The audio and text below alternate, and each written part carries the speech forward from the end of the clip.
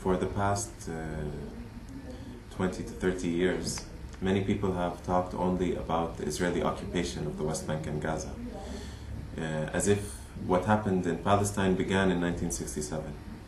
The reality of the matter is that the core issue of the conflict between Palestinians and Israelis is the initial creation of the State of Israel in 1948 as a Jewish state. The only way they could create a Jewish state, since they were at the time, in 1947, after all of the refugees from the Nazi Holocaust in Europe, most of them came to Palestine. But even with all of this, they were only 1/3 of the population. And the goal was to create a Jewish state on the land of Palestine with a majority non-Jewish Palestinians. So the only way to do this was to kick out most of the Palestinians.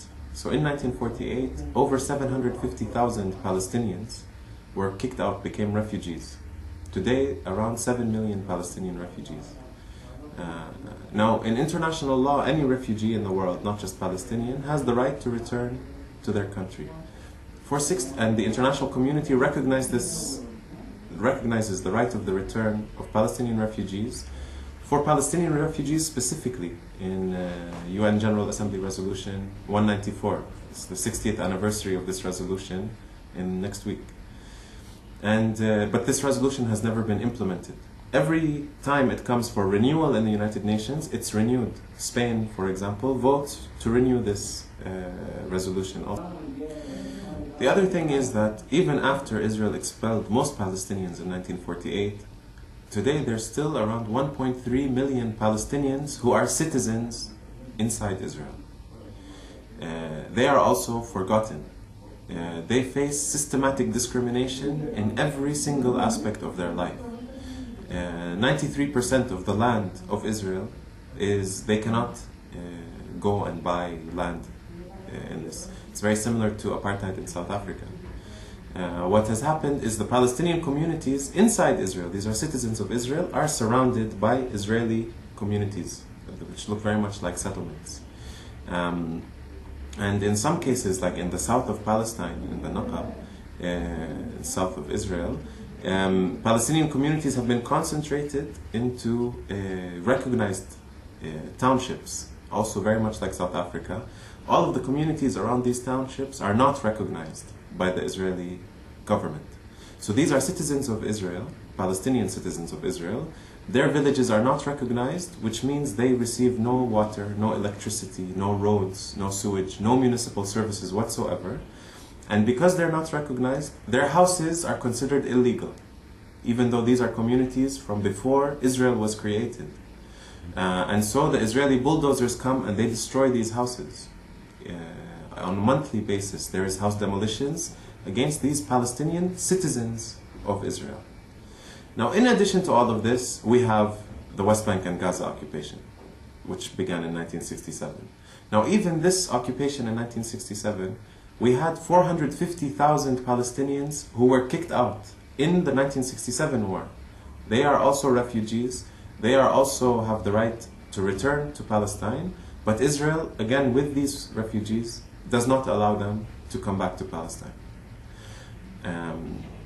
Now, because of the international community's position of trying to create a two-state solution and its position against, in some way, the occupation of the West Bank and Gaza, the leadership of the Palestinians in the PLO, the Palestine Liberation Organization, made a strategic aim to try to push for this two-state solution through negotiations. This is the Oslo peace agreement.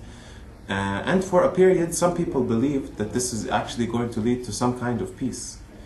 The problem with this agreement is it does not talk about refugees. It doesn't talk about Palestinian citizens inside Israel. And also what has happened is that Israel has used this peace arrangement to continue to build Israeli settlements. You know, just during the 90s, after the peace agreement, the number of illegal Israeli settlers inside the West Bank doubled. It went from 200,000, today it's almost 500,000 Israeli settlers, and this is considered a war crime under the Geneva Convention. You're not allowed to send your civilians to live in an occupied territory. It's a war crime. What Israel has also done is it's created separate identity cards for Jewish Israelis and for Palestinians, separate license plates, separate law.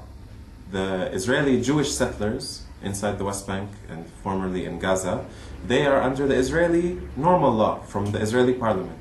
Palestinians live under the military law, which means that the laws that Palestinians are subject to is the law that's issued by the military commander in that region.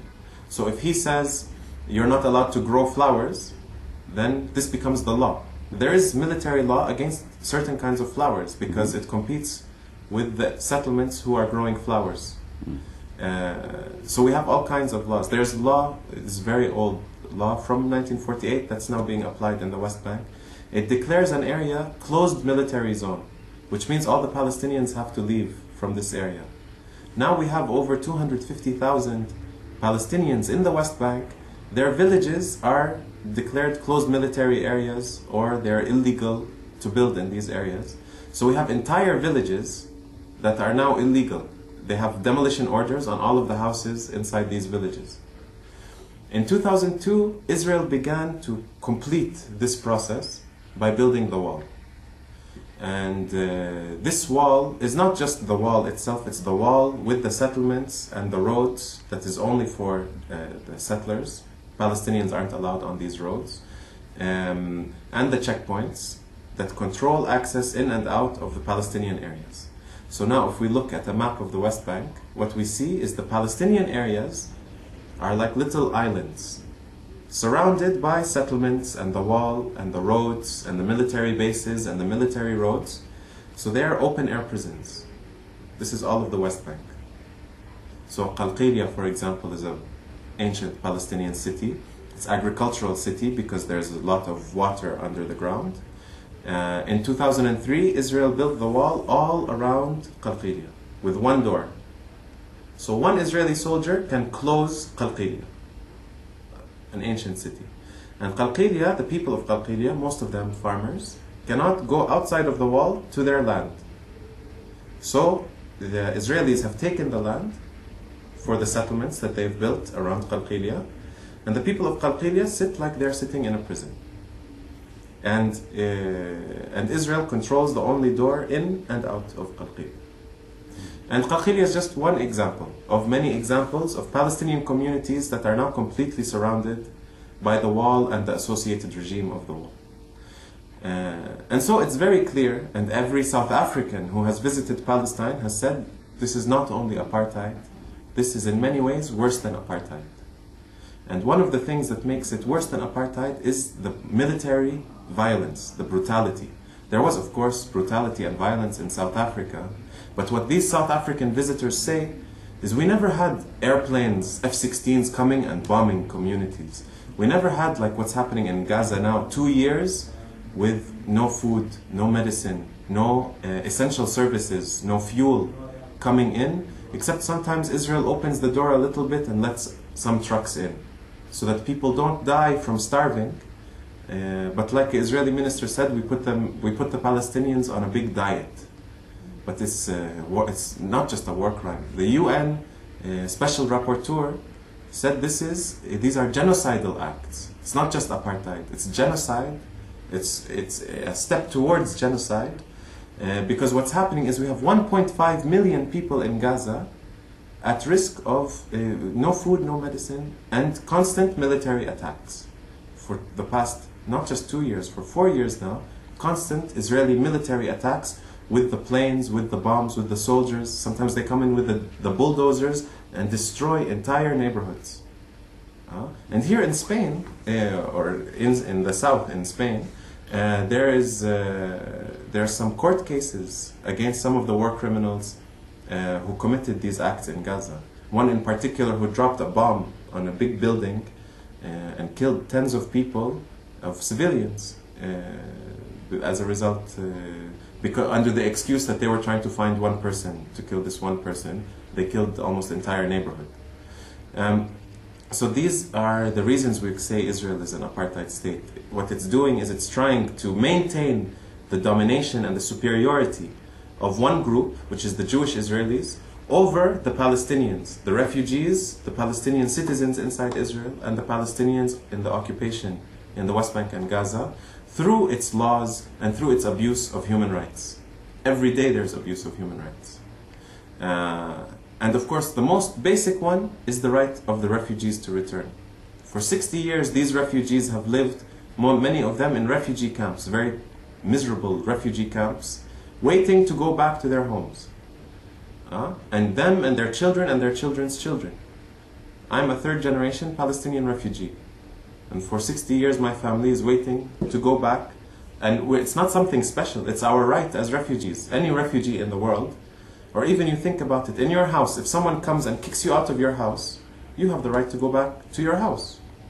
And this is the fundamental demand of the Palestinian people.